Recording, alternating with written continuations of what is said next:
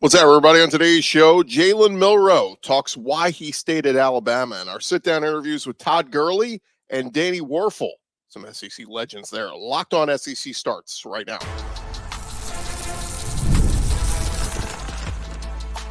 You are Locked On SEC, your daily podcast on the Southeastern Conference. Part of the Locked On Podcast Network, your team every day. And what is up, everybody? Welcome into Locked On SEC. It is great to have you guys along. I'm Chris Gordy. Thanks for making Locked On SEC your first to listen every day. We are free and available wherever you get your podcasts and on YouTube, part of the Locked On Podcast Network, covering your team every day. And this episode is brought to you by FanDuel. Make every moment more. As the summer rolls on, we get closer to college football season. MLB season rolls on, and FanDuel is hooking up all customers with a boost or a bonus daily. Something for everyone every day, all summer long. Visit FanDuel.com today to get started. All right, we got plenty to jump into, so let's dive right into it. A lot of Alabama tidbits, so we're going to start there as Jalen Milroe, one of the stars of the SEC, who expected to be stars in the SEC this year.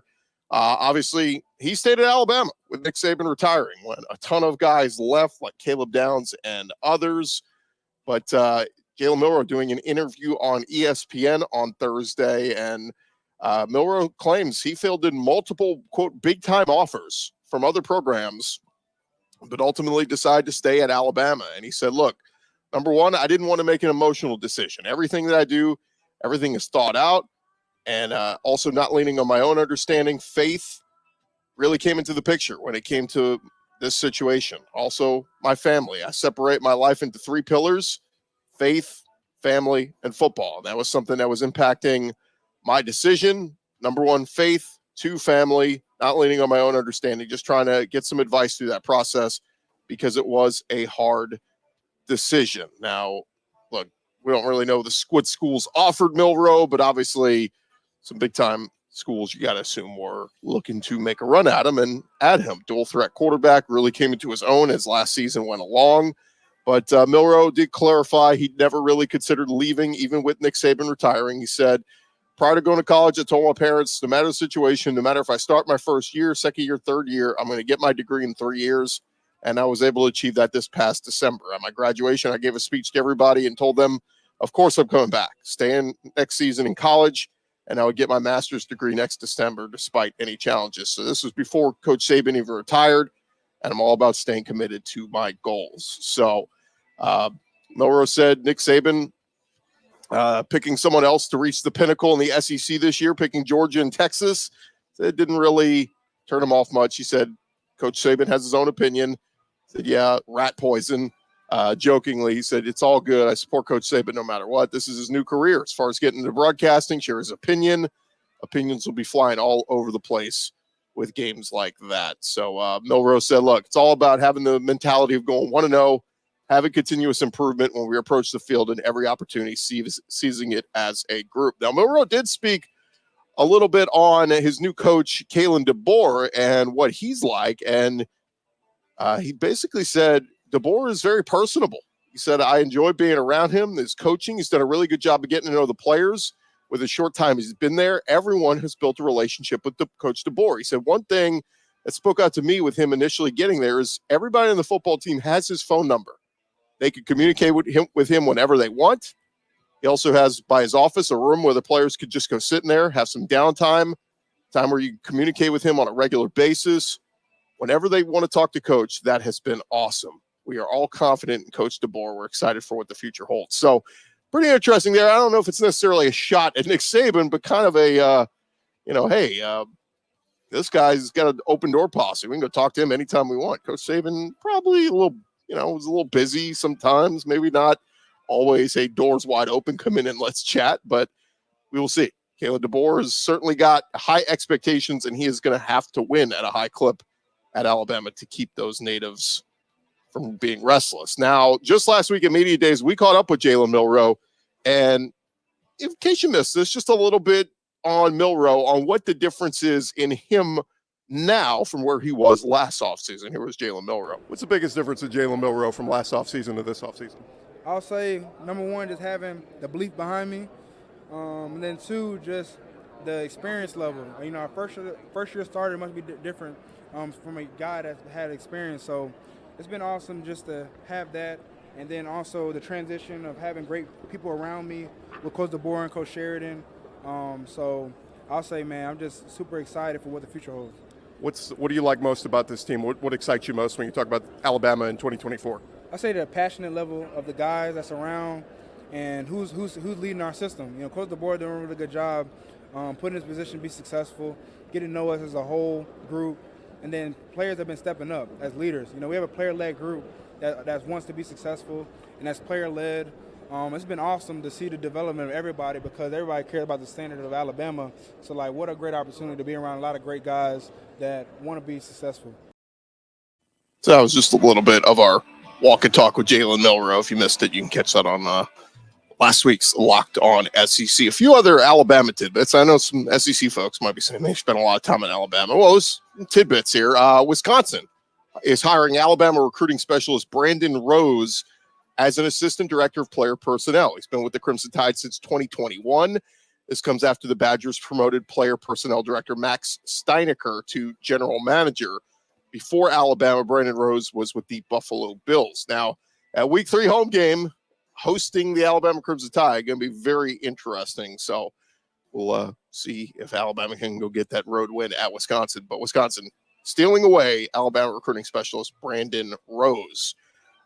Another Alabama tidbit here. We know that it was already announced that Nick Saban will be honored early in the season, or they will name the field after him. It'll be Saban Field at Bryant-Denny Stadium. Well, Paul Feinbaum was discussing the topic with AL.com's Mark Heim on the opening kickoff on WNSP in Mobile. And here's what Feinbaum said the other day. He said, naming a field after the greatest coach in college football is an insult.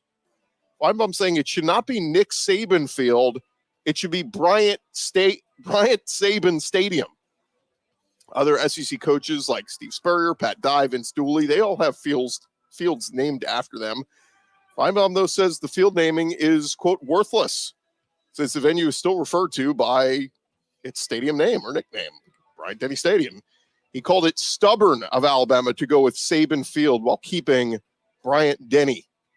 He said, I don't think that this is a great tribute for Nick Saban. I think this is somewhat of an insult to put him below Paul Bryant and George Denny.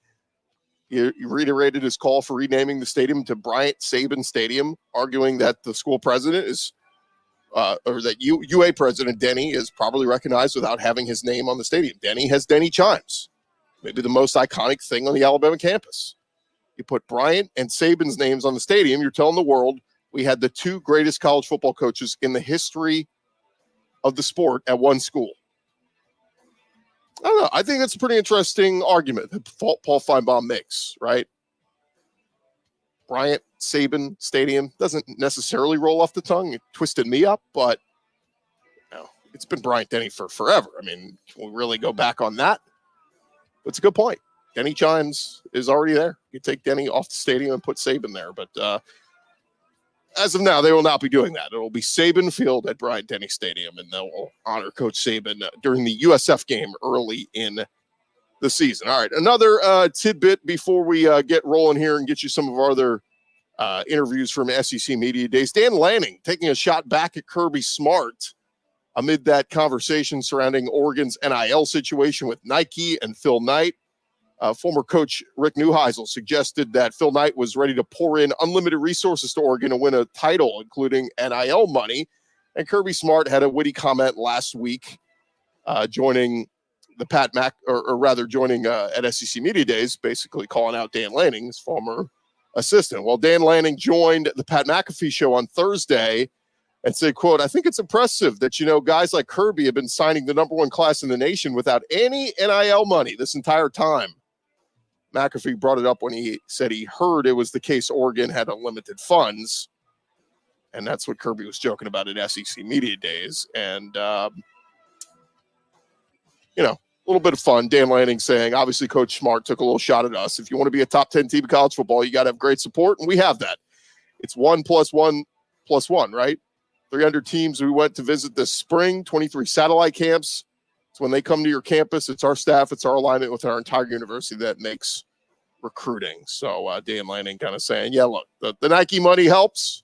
At the end of the day, we still got to sell kids on wanting to come play football at Oregon and try to compete for titles and that sort of thing. But just some fun there for a guy who was possibly in the running for the Alabama job at one point this offseason. Of course, going head-to-head for some recruits with Kirby Smart down there at Georgia. So, look, maybe we'll get a Georgia-Oregon playoff matchup. I think a lot of people would like seeing that. All right, thank you guys for making the Locked On SEC your first listen every day. Coming up next, we will get you our conversation with Todd Gurley. Caught up with him at SEC Media Days, talking some football and other stuff with him. And then later in the show, our conversation with Florida great Danny Wuerffel. That is coming your way on this episode of Locked On SEC. But first, I want to remind you guys this episode presented to you by our friends over at eBay Motors. Passion, drive, and patience. It is the formula for winning championships. It's also what keeps your ride or die alive. And eBay Motors, it's got everything you need to maintain your vehicle and level it up to peak performance, from superchargers, roof racks, exhaust kits, LED headlights, whatever it is, whether you're into power, speed, or style, eBay Motors has got you covered. With over 122 million parts for your number one ride or die, you're always going to find exactly what you're looking for. And with that eBay Guaranteed Fit, you are your part is guaranteed to fit your ride every time, your money back. Because with eBay Motors, you are burning rubber, not cash. With all the parts you need at the prices you want, it is easy to make your car the MVP and bring home huge wins. Keep your ride or die alive at ebaymotors.com. Eligible items only.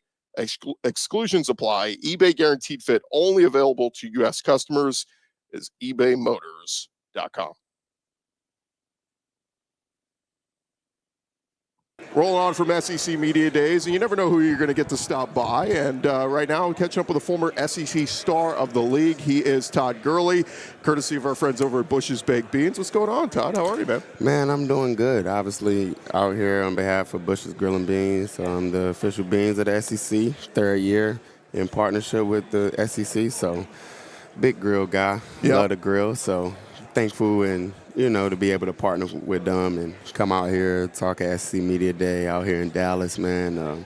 Got me reliving and thinking of my old playing days on the field as a dog. So, like I said, definitely blessed and grateful. And, thank you to Bush's Grill and Beans. We'll talk a little bit on the food because I'm a foodie myself. Yeah, and let's get it. I love food. You can't watch SEC football without grilling out and having some things going on the grill. But former Georgia running back, you obviously played in the NFL for many years, three-time Pro Bowler, two-time All-Pro. Three-time All-Pro. Three-time. Well, hey, it's once you hit one-time All-Pro, you're a stud no matter what. But you did it 3 times. When you look back on your career, what stands out most from all your time in college and in the pros? I mean, you were one of the best to do it. And God, it feels. I look back, I'm like 10 years ago, you were in college. Yeah, somebody just said that too. Yeah, it's like, time do fly by, man. Honestly, I really that just made me speechless. But you just gotta embrace it. You definitely have to embrace it and just enjoy it, right? We try to put a lot of pressure on ourselves, and obviously when, for me, coming into Georgia high, and you set these expectations so high, especially even with coaches as well, right? You see it in the NFL and you see it on the college football level. It's you come in and you may lose one game that season, or you rush for 1,500 yards, and it's anything less than that is pretty much going backwards, right? Yeah. So, but just being able to just embrace it. You playing your childhood sport, and you living it out as a dream and doing stuff that you couldn't even imagine. So, for me to, I don't know, man, the stuff that I've done I can't even imagine, to be honest with you. It is crazy, though, when we look back on it. I mean, 10 years ago and how things change.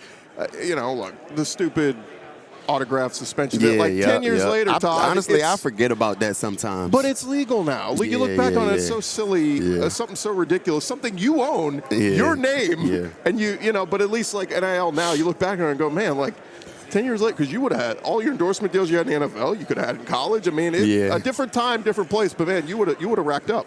Well, hey, man, I'm still here right now, right? And like I said, that's why I'm definitely grateful to be able to partner up with Bush's Grill and Beans, and all the partners that I have, man. It's like I said, it's been a blessing.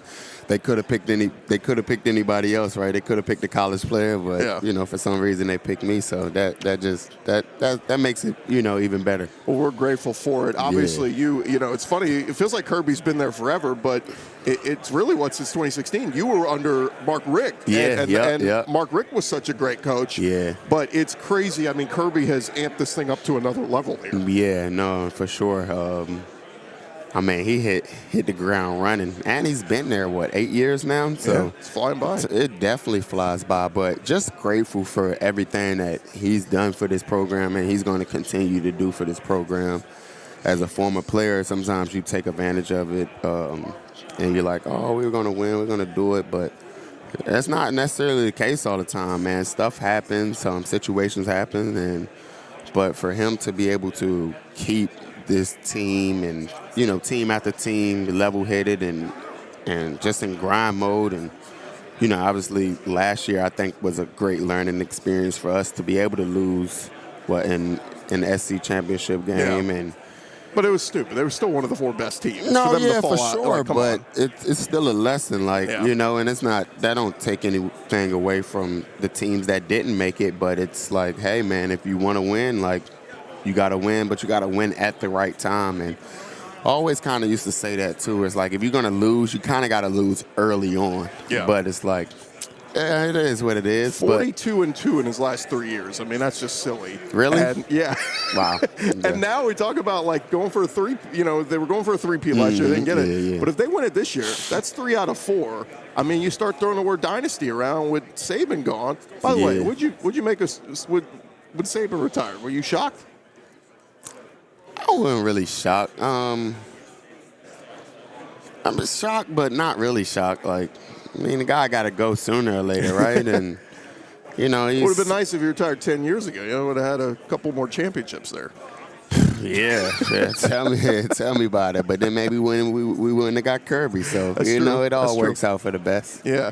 We're talking with Todd Gurley. A quick thought on this current Georgia team. What do you make of Trevor Etienne? Talented running back coming over from Florida. Looks like the real deal. And going to continue this legacy of just great running backs that come out of Georgia. Yeah, I'm not too familiar with his game. Familiar with his brother's game. Obviously, he's a good guy, but I'm sure Kirby wouldn't just take anybody, right? Especially not at the running back position. But I'm excited, man. I definitely need to reach out and just let him know, welcome to the club. And if it's anything that I'm sure me or Sony or anybody, Swift and, Sean. I mean, we could just keep the list going. Feel free to reach out, but I'm not gonna lie to you. I know Carson Beck. Well, you've been maybe busy. one or other 2 people, but it's so much going on. You got the transfer portal, guys be leaving. Dude, it's and, hard to keep we've track been of. winning, and guys always leaving. I remember when I met he went number 1 pick, Trayvon Walker. Yep. And I went to the game in Nashville. We were playing Vanderbilt, and I was like, and everybody was talking about my guy from the Philly at the time, Carter or something like that. Yeah. And I was like, who is this dude? And then next thing I know, I was like, oh, that's what's up, man. Because I don't really keep up too much like I used to, but that's why I like watching during the season, though. And I like watching for the underdogs. We all know, Bowers and Bennett and stuff like that. I'm going to miss my boy McConkley, man. That was my guy. He was a stud. Give me a quick story, a memorable moment from your playing days at Georgia. Give me a game or a moment that just sticks out in your mind. Honestly, man, that obviously playing against Clemson both years, my sophomore year and my junior year, and losing one in Death Valley and then winning one in Athens. But for me, I'll forever be grateful for my first game against Buffalo and what I was able to do, and kickoff return and think about 100 yards. I don't know what I had, but just I don't know. It was on from that point, and that's when I guess everybody know who this Gurley kid was. So that was just a blessing, though. And you were off and running, and Yeah. one of the most productive running backs in the NFL during your years there. Yeah, that was a blessing. Let's talk a little bit about why you're here. Obviously, Bush's Beans, based in Tennessee, rooted in SEC country, but when we start grilling, I mean, every weekend, SEC Saturday, we're just in front of the TV all day long, and we're throwing stuff on the grill. And this is kind of, the baked beans is kind of, it's the side, but it's important you get it right? No, it's definitely important to get it right. That's why you go with Bush's. But to be able to go on the grill, man, some brats, some chicken, some lamb, lobster tails, and, throw some Bush's grilling beans. Add a bold flavor for me. I like to add a little bit of brown sugar, a little bit of butter, a little bit of cinnamon, and it just sets the. It's something about the beans, though. It definitely just sets the tone. Honestly, yeah. It's important. You can't just do a burger and duck. You gotta have. And even if you're just doing burger and ducks, you gotta have the beans. Yeah, for sure. Forget corn, forget all the other sides. You gotta have the beans. That's cool too. We love that too. But the beans is it's always if you didn't make enough, you man, I should have had 2 cans. We're talking with Todd Gurley. Where do you live now? That's in LA, so that's even better, right? I can grill all year round. Okay, now the timing's a little bit different there. You got to get a little earlier for the kickoffs. Tell me about it. I'll be in the bed still trying to talk about some Go Dogs. That was the tough thing for me too. It's the first 2 weeks I'm excited, right? I'm up and stuff like that, and then I'm 9 a.m. kickoff. I'm probably, because it can start at 12, the earliest games, correct? 12 Eastern, so 9 a.m. Pacific. Exactly, man. But always try to catch out the true freshmen and trying to find a guy that was like me, right? Who is this guy? And all right, I love the journey. That's why I love sports, to be able to see a kid and get drafted in St. Louis, and obviously a whole nother sport, but get drafted in St. Louis, and Jason Tatum's a senior, or get to meet him at Gatorade Player of the Year, and now he's a whole NBA champion. So just the story, man, and obviously I grew up a Duke fan. Yeah. So, I used to walk around with Duke basketball gear. Don't tell anybody that. Georgia. Nobody roots for Duke down here. All right, he is Todd Gurley. We'll find a date when I'm in LA in football season. I'll hit you up. We'll come over. We'll get the grill fired up. Yeah, man. I'll bring the meat. You bring the Bush's baked beans. And it's already going to be there. It's already going to be there. And on behalf of Bush's Grilling Beans, you'll also get one of these with your name on it as well. Oh, perfect. Yeah. There it is. He is Todd Gurley. Todd, thanks for the time, man. I appreciate you, man. Thank y'all for the great interviews and just the great memories. Got me reliving the old golden days. So I appreciate y'all. Awesome. More right after this. Thank you. This episode is also brought to you by our friends over at FanDuel. Look, as the summer starts to wind down, we get closer to college football season. Plenty of action up there right now at FanDuel. Week 1 games you can get in on. If you like Ole Miss to cover a big number, if you like Texas, if you like Temple, if you like Auburn, whoever it is, a lot of early Week 1 heavy favorites, and they got a lot of them up there at FanDuel.com right now. Of course, they got Major League Baseball action as well, and all summer long, FanDuel's hooking up all customers with a boost or a bonus daily. That's right. There's something for everyone every day, all summer long. So head on over to FanDuel.com. Start making the most out of your summer. Like we said, FanDuel, the official sports betting partner of Major League Baseball, but also a lot of college football action as well. You like over-under win totals for some of these SEC teams? They got it for you there at FanDuel. Also some Heisman picks. If you think Carson Beck can take it home, if you think one of the more longer shots, Jalen Milroe, you think they can win the Heisman, you can get it on the action. Again, it's FanDuel.com. FanDuel.com. Get in there and take advantage of everything they got going up there on their website. Roll on from SEC Media Days, and always fun to catch up with current SEC players and former SEC legends. And we're sitting down with one right now. That he is Florida quarterback legend Danny Wuerffel, courtesy of Allstate and the Good Works team and all the great stuff they got going on over there. Welcome in, man. How are you? It's great to be here. A lot of excitement, bringing in Texas and Oklahoma, and a lot of stuff's happening. Media Days was not like this when you played. Yeah, I don't know that I ever even went to one. I was just kind of like, Coach Burger, go talk, or I don't know, but it's a deal now. It's crazy. I mean, if you had played in a different era with name, image, and likeness and all this kind of stuff, I mean, it's crazy how things have changed. Oh, man. Yeah, the world has changed. Social media alone has made the world different. Now you got the transfer portal the way it is, and then you add the NIL. It's a crazy thing. I'm really encouraged to hear some of the news about some of the laws, and perhaps it'll be a little more organized in the years to come. But it's definitely different than when I played. It's just crazy when we look around this conference, and like you said, I mean, bringing in Texas and Oklahoma, this thing gets bigger and bigger and bigger. Do you like the state of college football where it is right now? Well, I do like, what I really like is, so, in years past, you kind of had a lot of games on your schedule that weren't going to be competitive. So I think now, every week, there's going to be great matchups. There's no real easy games for the most part for many of these teams. In the old days, you kind of had to be undefeated to have a chance to win the national title, so you kind of had to schedule a few easier games, whereas now is, the goal is to get to the 12 and be the best team you can be and peak at that moment. So I really do like that part of college football. It seems like a lot of it is a little bit more common sense. I mean, we were talking with Todd Gurley early in the week, and he's a guy who signed some autographs a couple years back and got a 4-game suspension. It's like some of the stuff with the NCAA, we're like, guys, what are we doing here? Like, let's do some, a little bit more common sense. But like, you're a guy as big as you were at Florida. I mean, you could have, you could have made millions signing stuff and all that kind of stuff. Yeah, I probably would have made more money in college than I made in my whole NFL career. That's probably true. When you look back on the game, is it really different now, the offense? There's a lot of similarities from when you played to now? Yeah, I mean, the game is always evolving. When Coach Spurrier came along, he was kind of light years ahead of a lot of people and what some of the things he was doing. Everything continues to change a little bit. And so forth. But at the end of the day, you still got to block, you still got to tackle, you still got to cover, you still got to make plays. And so those are the things that never change. All the stuff around it that we've already talked about is different. But when you're on the field, 11v11 is pretty special. Let's talk a little bit about the Florida Gators.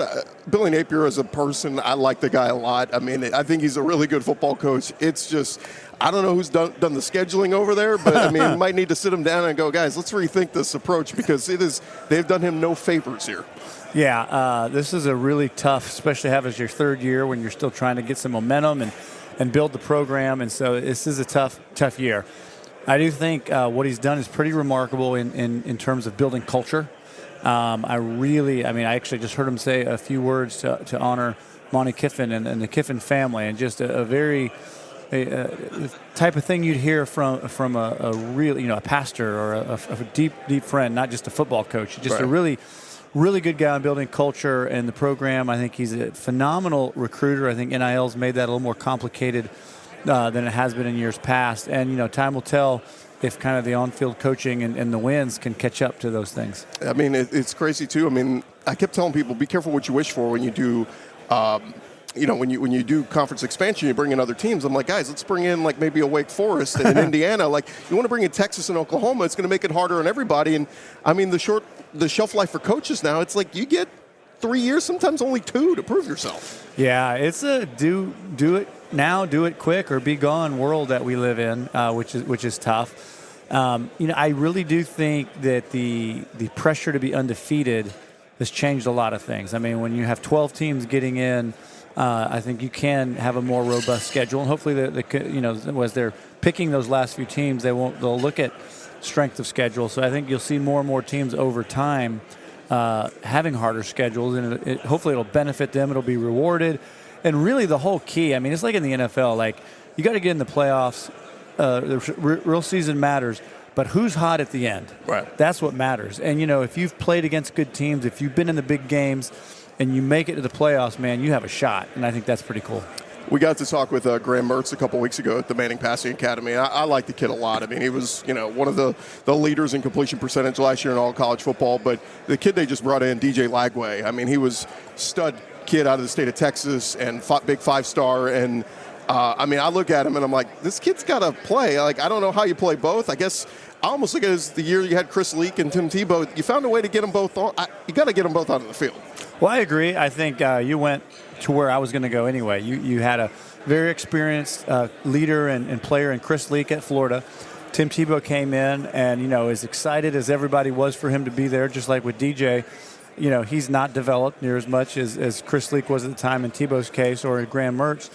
And so I think, it gives them a chance to get some reps, some meaningful reps, get them in packages where they can be successful, but they don't have the pressure of the entire team on their shoulders and then he'll have plenty of time in the future to be that guy. And so I think we're in a great position. I can't think of a better QB room. I guess maybe Texas has a good one. Yeah, that's pretty good. But, I'm really, really excited about our QB room and where we're headed. Talking with the great Danny Wuerffel, and of course, the reason you're here doing some work with Allstate. I was down in New Orleans for the Sugar Bowl this year and got to talk with Tim Tebow, got to talk with Sam Acho about stuff, the work they're doing with Allstate and the Good Works team. Tell us a little bit about what you're doing with these guys. Well, we're here today announcing a really exciting new partnership. My foundation, the Wuerffel Foundation, is partnering with Allstate and the AFCA Good Works team. We've been doing the Wuerffel Trophy, which is it's an individual award for community service. They've been doing the sort of the All-American team for community service. So it just made sense for us to kind of join forces and really help each other promote and grow what we think is very important, which is honoring the young men in college football that are doing great work. My personal mission and vision in life is to inspire service and unity in the world. And this partnership with Allstate and the Good Works team, I think, is going to take that to the next level and hopefully make a difference. It's crazy talking to those guys, Sam and Tebow and yourself, guys that are good people that care about the community, do good things, but also men of faith, just like I could talk to, Sam was throwing out so many Bible verses at me left or right. Just good people, and it's easy to root for those kind of people. Well, thank you. The reality is there's a lot more of them than you think, in this world we live in. Usually for a college football player to be in the news, they either have to be the best player on the best team or they had to do something really stupid. Well, in this case, we're saying, no, there's a lot of people that most of you haven't heard of that are really inspiring. They're doing great things. They're just not getting the attention. So that's where our energy goes, put a spotlight on them, and we think that'll shine a light, inspire other people to do a bit more. Last thing for you, take me back to your time in New Orleans. What do you remember most? There had to be some positives in there. I know it didn't go how we wanted it to, but take me back to your days there. You did some tremendous work with Desire Street Academy and all that. Yeah, well, I have great memories of New Orleans. We certainly had hoped we might be the crew that brought in that first Super Bowl championship, but we like to say we laid the foundation for Drew and the other folks. I really enjoyed being with Coach Dicka, loved the city, fell in love with it in many ways, and ended up working at Desire Street Ministries there. I continue to be the executive director of Desire Street, and now we're helping other neighborhoods all over the country in similar ways. And so it's a passion of mine. Some of my best friends were there and are there. We were talking about the food earlier, how amazing that is. And I've been to plenty of Sugar Bowls, and we'll be going back with Allstate, as that's where they honor the Good Works team at each Sugar Bowl, so we'll be there again this year. It's great stuff, and always good to catch up, Danny. And we'll have to get you on when you guys have the Wuerffel trophy and keeping a watch on all the big names out there throughout the season. But really appreciate you taking the time, man. Thanks a lot. Take care. All right, that was Danny Wuerffel. Appreciate him for joining us. Appreciate Todd Gurley as well, and appreciate you guys for making Locked On SEC your first listen every day.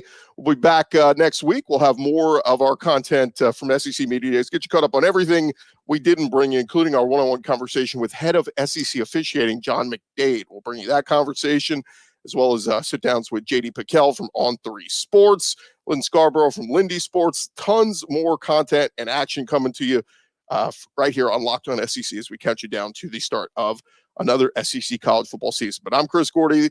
Again, thank you for making us your first listen every day. Now go make your second listen. Check out Locked On Bama. If you're a fan of Alabama, you could check out Luke Robinson. Does a great job talking all things Alabama Crimson Tide. Him and Jimmy Stein do a great job breaking it all down, talking recruiting and everything else when it comes to the Tide. So check that out, Locked On Bama, for your second listen. I'm Chris Gordy. This has been Locked On SEC, part of the Locked On Podcast Network, covering your team every day. Have a great day, everybody.